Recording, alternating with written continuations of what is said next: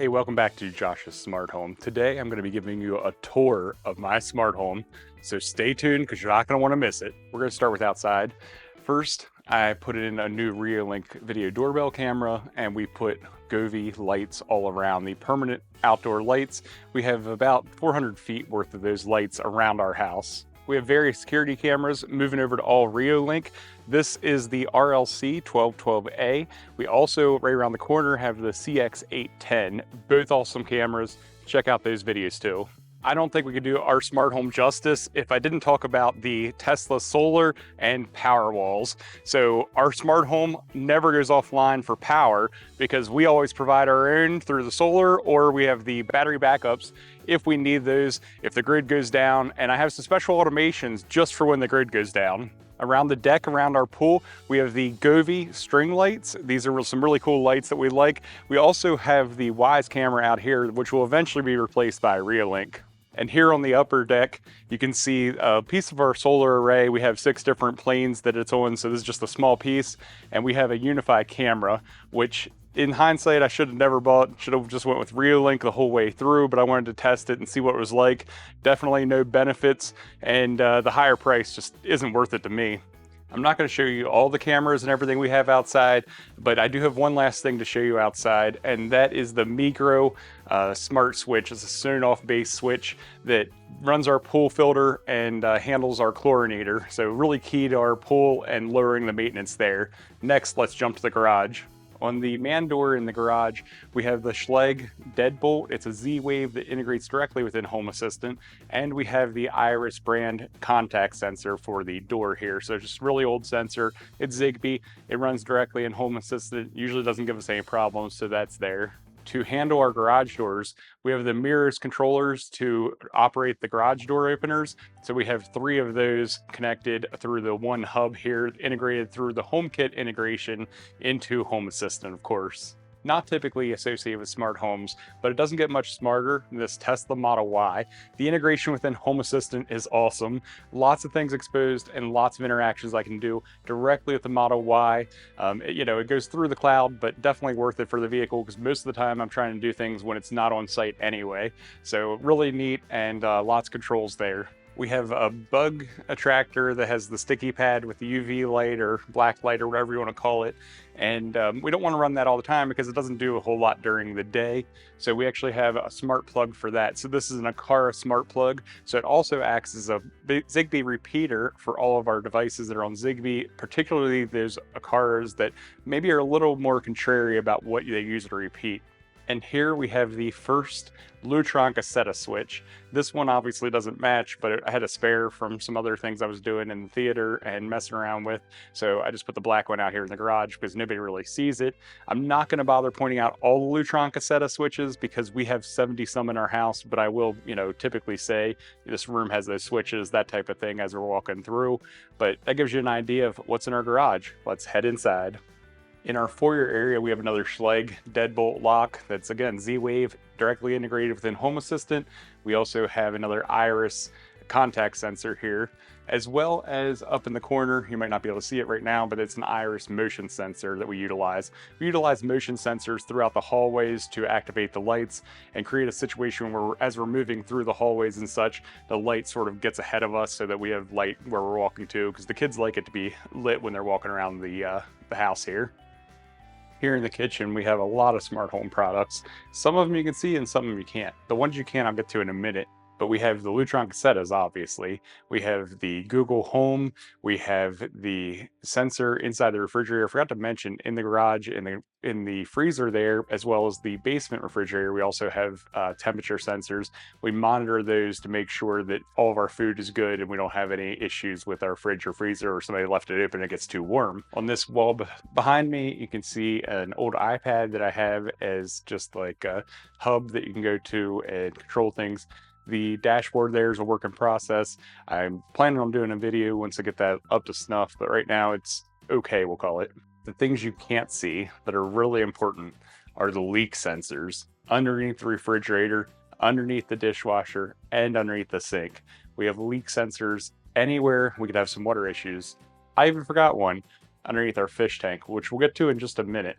So anytime we have a water leak, it alerts us, and depending on the situation, it actually turns off the water for the house just to make sure that we don't have a leak that's going to flood our home. So we have different automations based on which leak sensors detecting water and the potential sources there. And I mentioned the fish tank. So we have that water leak sensor, but we also have a smart plug here. The smart plug controls the fish tank as well as the robot here for the vacuum. And that's in case our power goes out. We don't want to use our battery power for things like a fish tank or the robot vacuum cleaner. We may need it for our food or, heating and cooling or those kinds of things that we might value higher. So we want to make sure that we can cut those off and it's intelligent manner. With that being said, we do have the robot vacuum cleaner, and in just a second I'll show you our mop. And on the first side of the dining room, we do have the robot mop. It's the iRobot M6. Definitely recommend this mop. Does a really good job, and it makes sure it gets all the areas. Never had an issue as long as you're keeping the pad clean and everything, and it's as easy as taking that one off, sticking another one on. And on the other side of the dining room, we do have the Akara plug with the bug attractor here to get rid of the bugs if they're in the kitchen area, that type of thing. So that works out really well. And we do have an Akara contact sensor on the sliding door. Moving on to the living room, we do have a plethora of the Lutron cassette switches in here, that's for sure. And we do have the Amazon assistant in this room. So she who shall not be named is in this room. And we have a couple of those, throughout the house as well. We have mostly the Google Homes, but do have some of the Amazon assistants mixed in. And then there are a couple of Apple devices as well, just none of the voice assistants outside of our like mobile devices, watches, iPads, those types of things. Here are a few of the switches that I mentioned. This one is like the master controller. That's why I have it separate. It's actually just a remote that's 3M to the wall. And then we have the switches that were here that we swapped out for the Lutron Cassetta. And then we have the Honeywell thermostat. Does integrate within Home Assistant, but it's a cloud integration and doesn't work as well as I would like it to work. So I am looking to upgrade to like an Ecobee. So you might see a video coming out on that one when I get around to it. Last but not least, in the living room, we have some contact sensors and such for the windows and things to monitor security here as well. And we're in the office. There's not a lot in this room actually that's smart, and that's because there's confidentiality in what I do for a living. So we need to keep, a lot of the smart technology out of this room. So I have it either automated through things that I can press on my phone, or I have NFC tags rather than any type of voice assistant or anything like that in the office.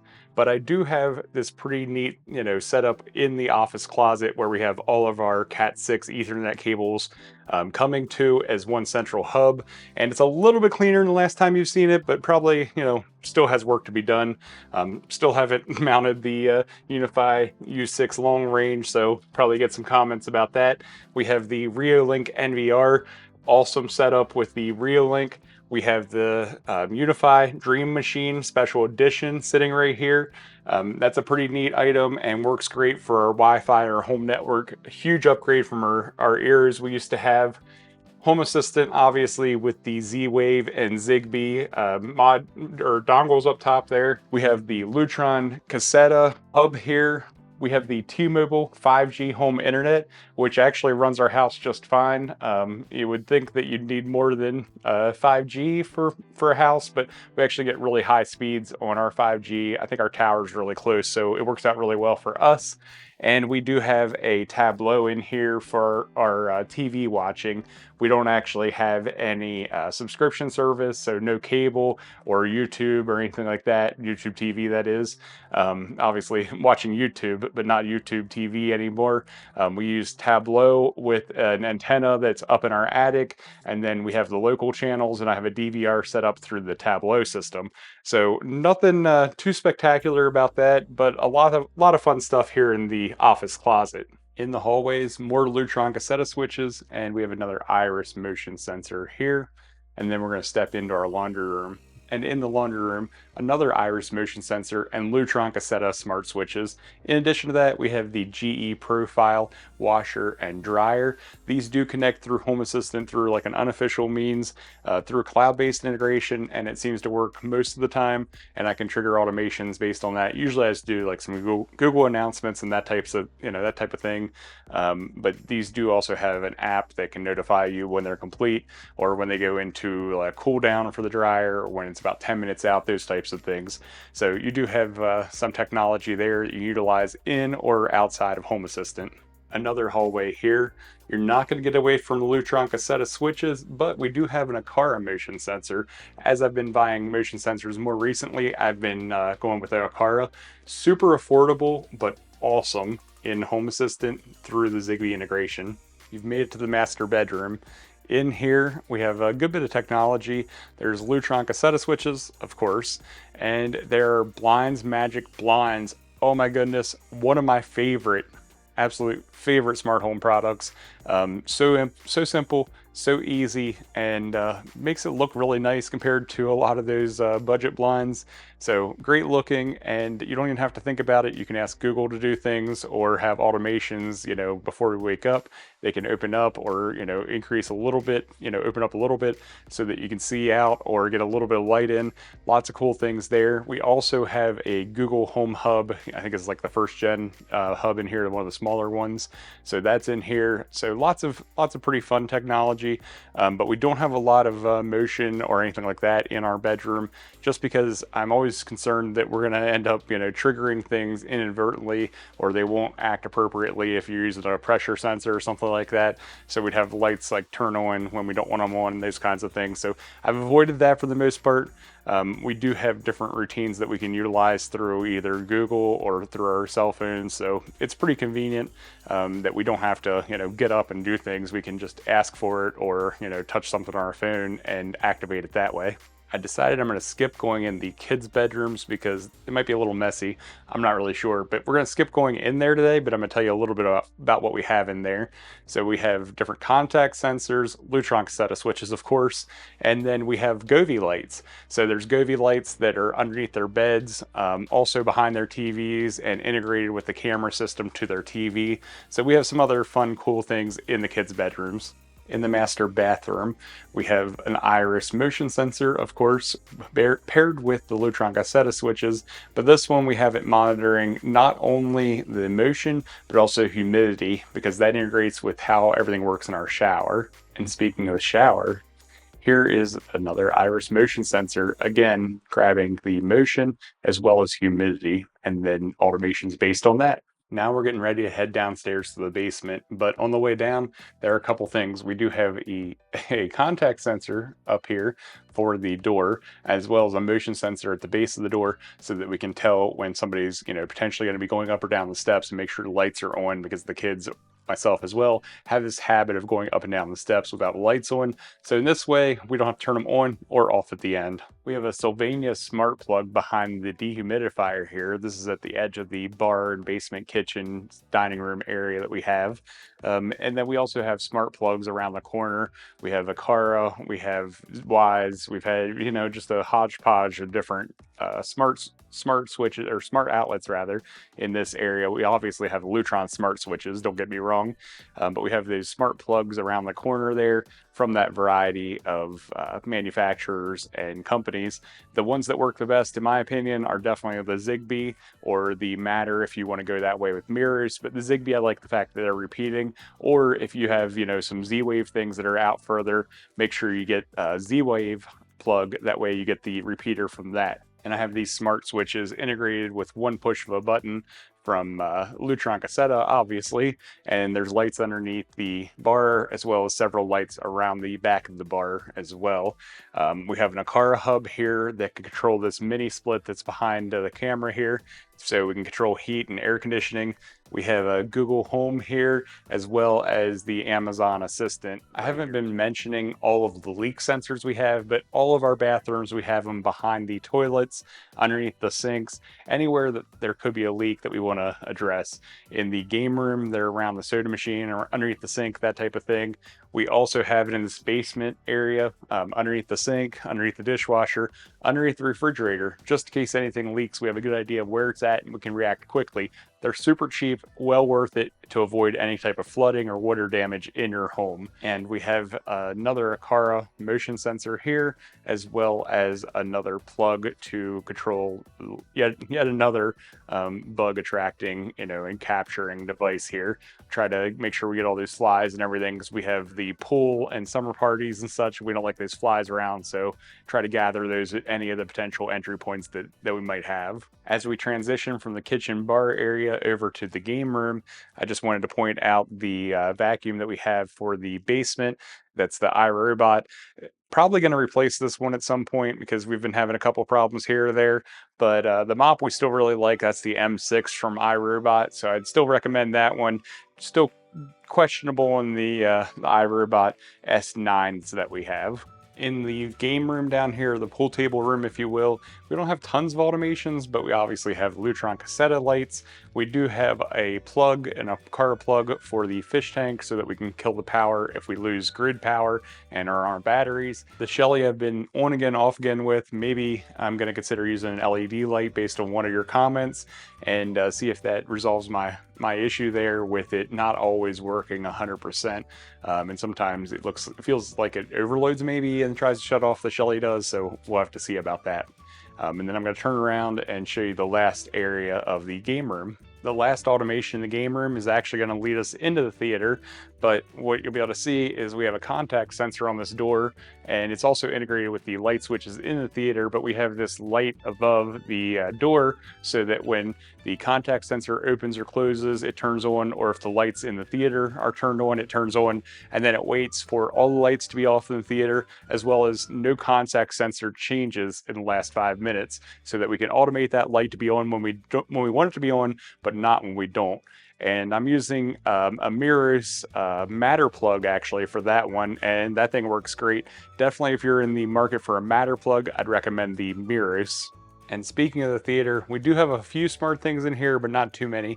Obviously, we have the Lutron cassette switches. In this room, they're actually black, and we have black remotes that sit at the back table as well, so that any guests or whatever control those very easily. We also have the Logitech Harmony Hub, and then that allows us to control things in here, or control the AC unit, the mini split at the back, that type of thing. We have the Apple TV in this room. We also have the Google in this room too. It's just a home mini, I believe, in this room. But we have a few things in here. We have the contact sensor I mentioned, and not too much. I'm thinking about adding in potentially some curtain automations, as well as some like millimeter wave to determine when people are in here or not, and do maybe some things based on that. Not too much in this room at this point, but a few more ideas that I have. Don't forget to subscribe. That way, when I do make those videos about the theater, you'll be able to see those. Also, I have a link to a video up here that I did a walkthrough of the theater. But without further ado, let's move on to the next room. In the basement, we have a lot of closets or utility rooms, that type of thing. This houses our furnace and a few other things here. In this closet, we actually have a third reality contact sensor. I'm expecting that I'm going to switch out the switch in there to be a smart switch, maybe reusing some old smart switches that I really hate that are Z-Wave or Zigbee, but I just don't like their GE brand that I had a lot of problems with. But somewhere like this, I might be able to deal with them. Also, thinking about how can I integrate this with the smart lights in the rest of the basement, so if you were in there working and you came out, that everything would trigger based on this door opening. So lots of ideas I have here, but this one's a third reality. I've tried it out. It's not one I'd recommend. I'd definitely go with the Aqara over the third reality. We're in the gymnastics area playroom of the basement. And in this area, we have motion sensors again with the Lutron cassette switches and more door contact sensors, as well as the leak sensors anywhere that we might have leaks, such as around our sump pump, around our water heater, around our water filtration that we have as well. So lots of important things there. And what I would argue to be the most important, since we're talking about leaks, is the water shutoff valve. One of my favorites, again, the EcoNet Bulldog water shutoff valve controller. So it is definitely a great item. Check out the video here. I did a review of it and showed you how to install it, and definitely works great, and always responsive. It's Z-Wave, so it integrates directly in Home Assistant, everything local. Definitely the way to go in my opinion. So I hope you enjoyed the smart home tour. If there's anything you'd like some more information about or another video about, let me know. I wasn't able to show everything in our smart home, but again, if you just let me know if there's something you want more information or a video about, then I'll try to accommodate. So comment that in the comment section below, and make sure you like and subscribe so you don't miss those future videos.